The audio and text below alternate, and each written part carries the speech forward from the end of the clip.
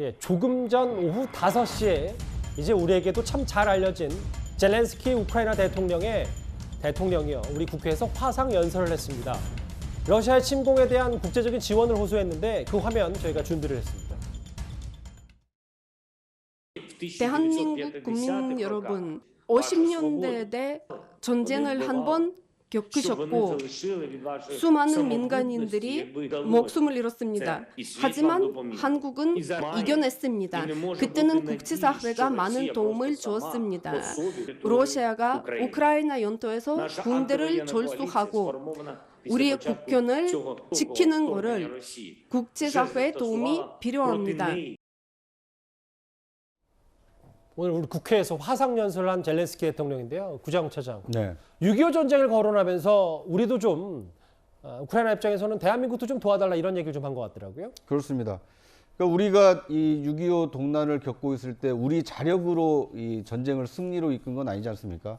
이 해외 16개국에서 파병과 이 여러 이 전쟁 물자를 지원을 받아서 이 사실상 이제 이 휴전 상태이긴 합니다만 이 전쟁을 종식할 수 있었는데 마찬가지로 우리가 겪었던 과거의 아픔처럼 이 지금 우크라이나 사태도 우크라이나 국민의 힘 또 이 국방력만으로는 지금의 전쟁을 끝내기가 어려우니 과거 비슷한 경험을 가지고 있는 한국이 좀 도와달라 이런 어떻게 보면 뭐 이 그 호소를 하고 있는 것으로 보입니다. 한 가지 아쉬운 것이요.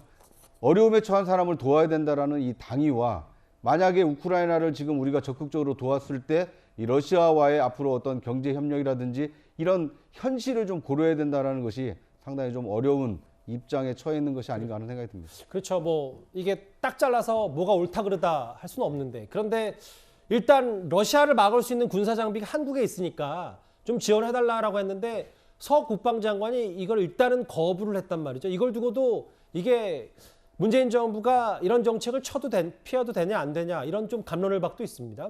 뭐 조금 전에 말씀하신 부분과 맥락을 같이 하는데요. 예. 비살상용 군사 물자에 대해서는 이미 지원도 했고 그리고 앞으로도 그렇게 할 것이고 그리고 그 민간인들에 대한 지원 이 부분은 더 확대를 해도 가능하다고 생각합니다. 그런데 이게 살상용 무기를 지원했을 경우에는 직접적으로 러시아와 그 극단적인 대결 상태로까지 가는 것이기 때문에 전체 우리가 미국과 중국, 러시아, 일본, 유럽 이 시장을 전부 다 대상으로 해서 수출 주도형 경제 구조를 갖고 있는 대한민국 입장에서는 예. 만약에 이렇게 됐을 경우에는 어느 한쪽의 시장을 다 잃어버리는 우리 그 대한민국 입장에서는 굉장히 어려운 지경으로 빠질 수 있는 이런 현실적인 어려움이 있어서 예. 그거에 대한 고려를 함께 해서 결정해야 되지 않을까 이렇게 생각합니다. 뭐 근데 그 고려도 맞습니다만 경제적인 고려보다는 그래도 인권, 대승적인 부분이 좀 더 우선이 돼야 돼서 일단은 우크라이나를 살상용 무기로 지원하는 게 맞지 않냐는 의견도 좀 더 큰 것 같아서 제가 질문을 드린 겁니다. 그래서 비살상용 무기,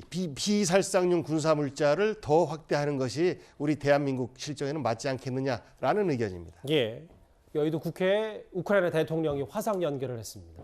조금 전 화면까지 만나봤고요.